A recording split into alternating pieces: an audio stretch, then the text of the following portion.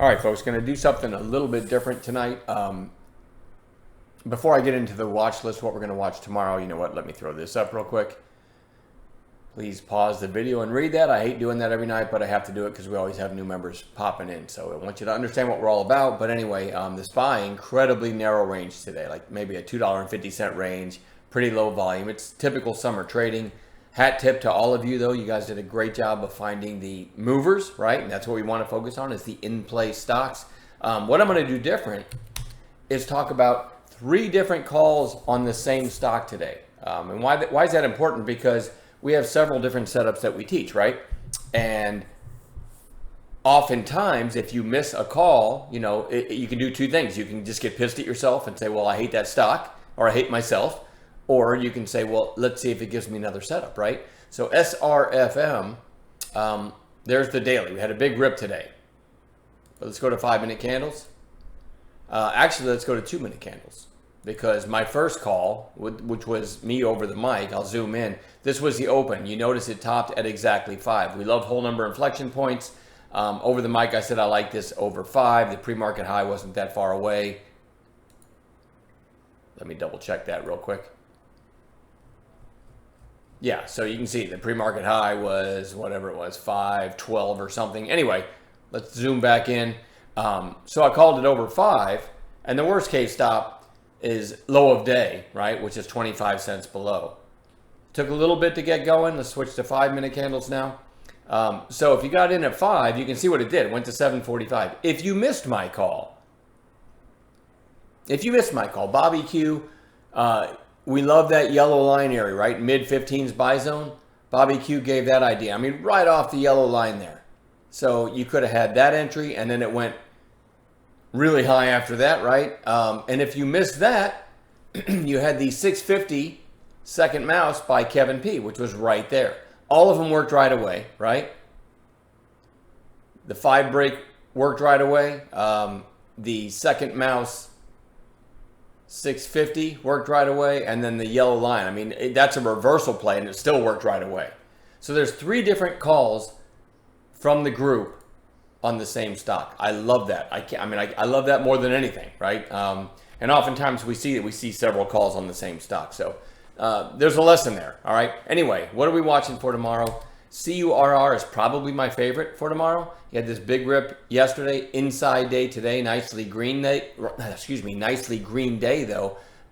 What I'd like to see tomorrow is a break of that 217 high, knowing that 238 is the most recent high. That's probably my favorite chart.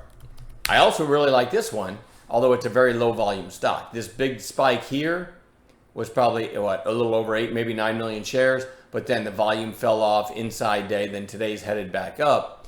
But it did that on very low volume. So what I'd like to see on this one, maybe a break of 635, knowing that a couple days ago it hit 698, and then maybe it's off to the races after that. So I like that chart a lot. It's just a low volume stock. MODV, just flagging there on the daily, but starting to curl up. LGVN, nice volume today and closed pretty close to the highs.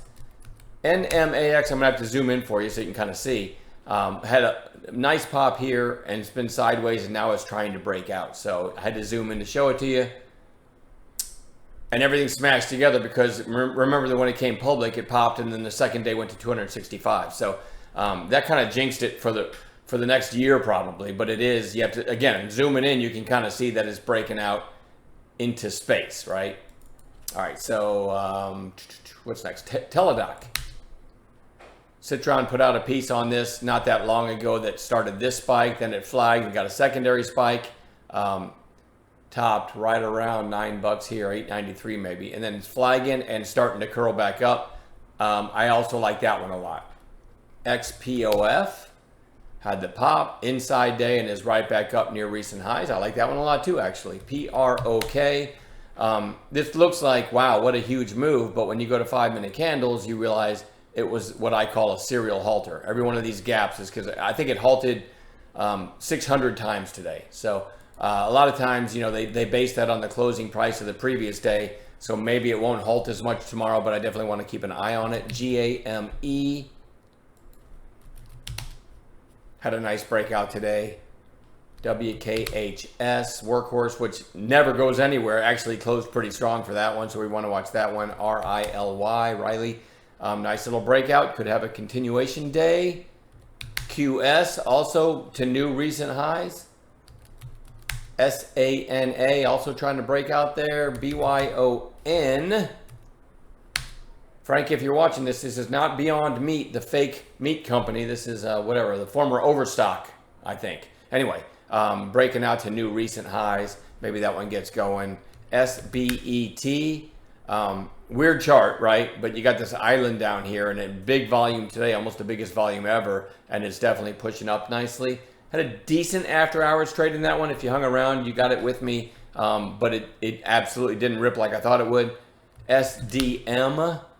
This is weird, but I guess on opening day it went to 1439. It's a low volume stock. Then it put in a lower high at 1423, and then today hit 14 even. So it's certainly interesting over 14 with catalysts above, right?